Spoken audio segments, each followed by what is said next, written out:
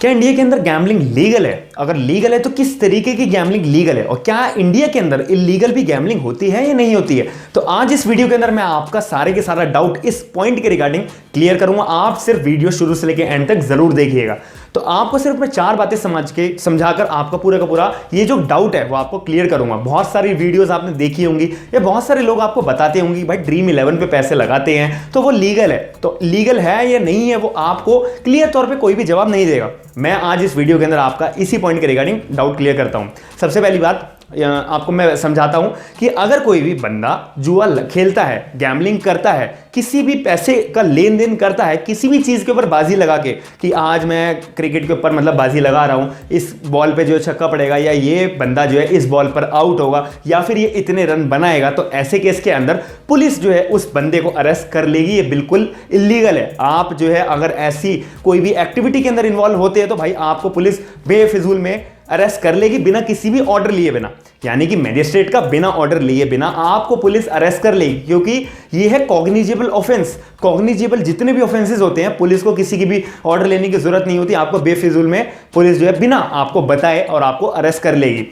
कैसे अरेस्ट करेगी? साथ ही में जो बंदा अरेस्ट हुआ है, यानी कि जो जुआ खेल रहा है, जो गैम्बलर है या फिर जो जुआ खिला रहा है, उस किसी को भी बंदे को पुलिस अरेस्ट कर लेगी। और जब पुलिस अरेस्ट कर लेगी तो उस केस के अंदर वो गैम्बलर के क्या क्या अधिकार होंगे इस वीडियो के अंदर मैं आपको बात स्टार्ट करूंगा। तो अब मैं ज्यादा देरी ना करते हुए बात स्टार्ट करते हैं। सबसे पहली बात, जो जितनी भी मैं आपको बातें बताऊंगा वो हमारी पब्लिक गैम्बलिंग एक्ट 1867 से सारी की सारी बातें लिंक होगी, और लिंक कहां पर होगी वो भी आपको मैं डिस्क्राइब करूंगा। सबसे पहली बात, 4 बातें मैंने भी आपको बोला था वीडियो स्टार्टिंग में, 4 बातें समझनी है। क्या क्या है? If police arrest any gambler, so what gambler can do. अगर पुलिस जो है किसी भी जुआरी को, गैम्बलर को या फिर जो जुआ खिला रहा है उसको अरेस्ट करती है तो उनके क्या क्या अधिकार होंगे, आपको कोई भी ये बात नहीं बताएगा। आप कहीं पर भी सर्च कर लेना, क्योंकि पता ही नहीं होती लोगों को ध्यान से कोई पढ़ता ही नहीं है, ना कोई बताता है। तो मैं आज इसके अंदर आपको डिस्क्लोज करूंगा सारी बातें। दूसरी बात आती है क्या क्या चीजें जो है पुलिस इंपाउंड करती है, और अगर वो जब्त कर लेती है चीजें जुआरियों की जो खेल रहे होते हैं तो क्या वो वापसी मिलती हैं? जब वो मतलब बरी हो जाते हैं, जब वो जेल से छूट जाते हैं, तो क्या वो चीजें पुलिस वाले वापसी करेंगे या नहीं करेंगे? 2 बातें होगी। तीसरी बात, अगर कोई भी, ये बहुत इंपॉर्टेंट बात है, जरा इस पर गौर करिएगा कि अगर कोई भी एक अनजान बंदा यानी कि एक आम आदमी जो है ऐसी जगह पर जाकर खड़ा होकर देख रहा है कि भाई ये लोग कर क्या रहे हैं, गैम्बलिंग जुआ खेल रहे हैं, 2-4 लोग बैठ के आराम से अपना जुआ खेल रहे हैं कहीं पे भी जगह पर बैठ के, और एक आम आदमी जो है जाकर उन्हें देखता है कि भाई आप लोग कर क्या रहे हो या फिर आप क्या क्या चीजें कर रहे हो, वो सिंपल देखता है। इतनी देर में पुलिस आ गई, पुलिस जो है उन बंदों को अरेस्ट करके ले गई। साथ ही में जो एक आम आदमी, बिल्कुल साधारण व्यक्ति जो सिर्फ देख ही रहा था, पुलिस उसको भी अरेस्ट करके ले गई है। तो क्या पुलिस उस बंदे को अरेस्ट कर सकती है या नहीं है? तो इसके अंदर क्या हो सकता है? चौथी बात हमारी आती है, जिस जगह पर गैम्बलिंग कराई जा रही है, खिलाई जा रही है, तो कहां पर वो जगह वैलिड, लीगल मानी जाएगी या इलीगल मानी जाएगी, वो आपको मैं बात करूंगा। सबसे पहली बात हमारी आती है कि अगर कोई भी पुलिस वाले जो है अरेस्ट करता है किसी भी जुआरी को या फिर गैम्बलर को या फिर जो जुआ खिला रहा है उसको भी अगर पुलिस वाला अरेस्ट करता है तो उस केस के अंदर पहले तो कॉग्निजेबल ऑफेंस है। भाई पुलिस को किसी भी ऑर्डर लेने की अथॉरिटी नहीं है। पुलिस को अगर लगता है कि हाँ भाई आज यहां पर इस जगह पर जुआ खेला जा रहा है, पुलिस सीधा रेड मारेगी और पुलिस जितने भी बंदे होंगे, जुआ खेलने वाले हो या फिर खिलवाने वाले हो या फिर देखने वाले हो, सबको अरेस्ट कर लेगी। कौन से आधार पर अरेस्ट करेगी? कौन से प्रोविजन में ऐसी बात लिखी हुई है?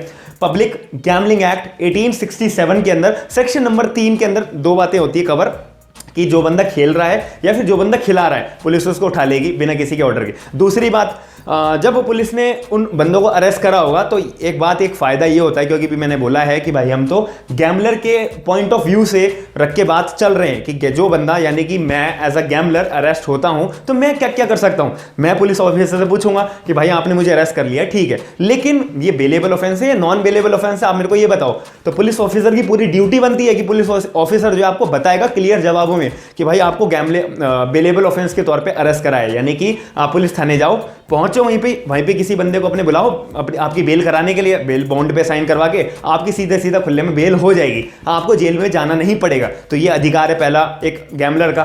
दूसरी बात, जो जुआ खिलवा रहा है उसका भी सेम अधिकार होता है। लेकिन अब इसके अंदर बात यहां पर कहां आती है, जहां पे फंस जाते हैं गैम्बलर, मतलब फंसना इन द सेंस वो जल्दी छूटते नहीं है कि उनको बताते नहीं है पुलिस ऑफिसर कि भाई तुम्हारे को कॉग्निजेबल ऑफेंस पे तो अरेस्ट करा है, कोई ऊपर की अथॉरिटी से पावर लेने की जरूरत नहीं है, आपको बिना किसी का ऑर्डर लिए उठा लिया गया है। साथ ही में बस इसके अंदर फायदा ये आ जाता है, ये बेलेबल ऑफेंस होता है। आप सीधा थाने में जाओ या फिर सीधा अपने बेल बॉन्ड पे साइन करवाओ, पहले से अपना बंदा पहुंचवा दो पुलिस थाने के अंदर, वहीं पे आपको जो है बेल पे रिहा कर दिया जाएगा। जिस दिन आपकी तारीख डलेगी उस दिन आपको पहुंचना पड़ेगा, जिस भी जगह पर आप हो, इंडिया के किसी भी कोने में आप बैठे होगे भाई, अपने कोर्ट के अंदर जिस दिन आपकी तारीख लगेगी वहां पहुंचना पड़ेगा, क्योंकि आपको बेल पे रिहा करा हुआ है, अभी आपके खिलाफ अभी केस दर्ज हो रखा है।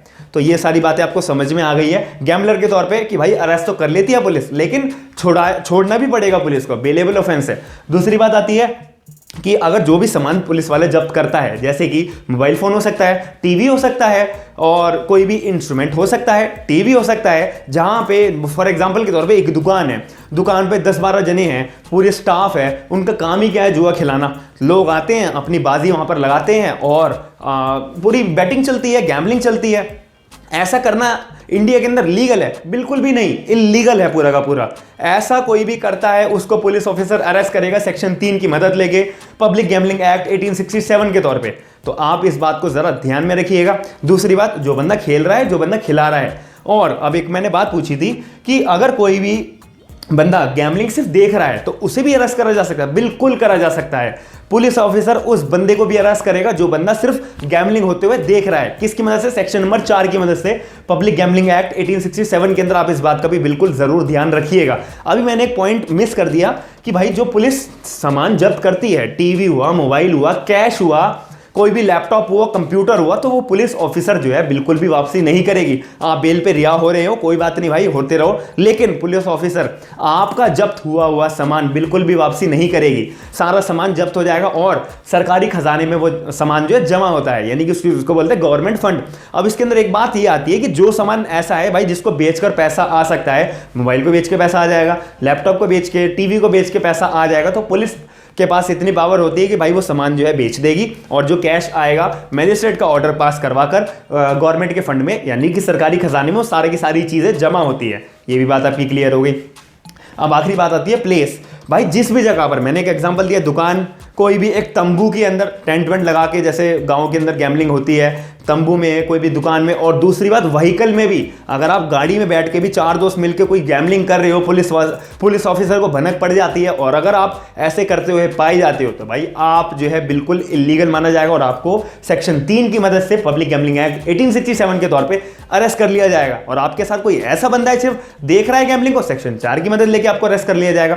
अब सजा कितनी होती है ये भी आपके सामने बात करूंगा। अब बहुत सारे लोगों के मन में एक डाउट आ रहा होगा ड्रीम 11 के रिगार्डिंग, ऑनलाइन बेटिंग के रिगार्डिंग। हजारों ऐप अब मार्केट के अंदर आ चुके हैं जो आपको कहती है कि भाई अपना पैसा लगाओ, मैच की टीम बनाओ और जिस भी प्लेयर पे एक पैसा लगाओ, जो अमाउंट आप जीतोगे वो आपको मिल जाएगा।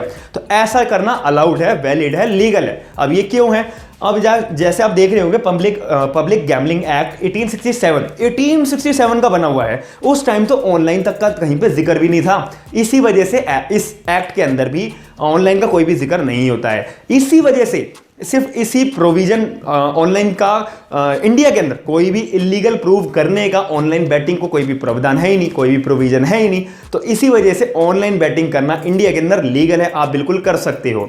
तो ये और भी 2 तरीके की गैम्बलिंग और होती है, वो भी आप कर सकते हो कि भाई जैसे आप सोच रहे होगे कि गोवा के अंदर कसिनो में जाके लोग खेलते हैं तो क्या वो इलीगल है? वो भी इलीगल नहीं है, उसके बारे में भी आगे बात करूंगा। अभी जो मैं बात आपको समझाने जा रहा हूं उस पर ध्यान दो। पहले point to point, CD by CD समझना चाहिए कि एक बात को।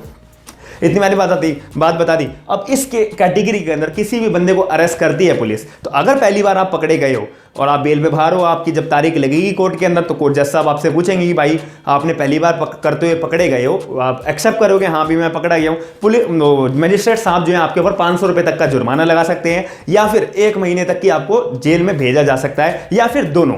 दूसरी बार आप करते हुए पकड़े जाते हो तो 1000 रुपये तक का जुर्माना आपके ऊपर लगाया जा सकता है, या फिर आपको 6 महीने तक की जेल हो सकती है। 1 महीने से लेकर 6 महीने के बीच में कोई भी मजिस्ट्रेट की डिस्क्रिशनरी पावर होती है, या फिर दोनों। तीसरी बार आप पकड़े हुए जाते हो तो 2000 रुपए तक का जुर्माना और मिनिमम 6 महीने की जेल तो 100% होगी और वो 1 साल तक की एफपी एक्सटेंड हो सकती है। तो ये पूरा का पूरा प्रोसेस होता है। अब मैं बात करने जा रहा हूं कि इंडिया के अंदर गैम्बलिंग किस तरीके की लीगल मानी जाती है, कि इंडिया के अंदर आप बैटिंग कर सकते हो किस तरीके की। पहले मैंने आपको बताया एक दुकान के अंदर बैठ के, एक किसी के घर में बैठ के या फिर कोई भी गाड़ी में बैठ के आप मैच के ऊपर या फिर 1 का 10, 1 का 5, 1 का 2 ऐसा कोई भी दांव लगाते हो, ऐसा करना बिल्कुल इलीगल है। लेकिन लीगल क्या क्या है ये सामने आपके सामने।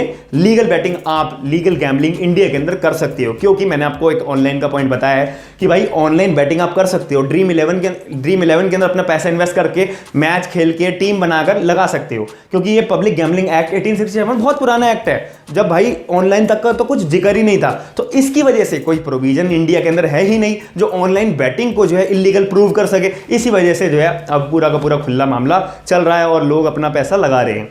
तो हॉर्स राइडिंग के अंदर एक पहली बात आती है, इंडिया के अंदर हॉर्स राइडिंग के ऊपर पैसा लगाना बिल्कुल लीगल है।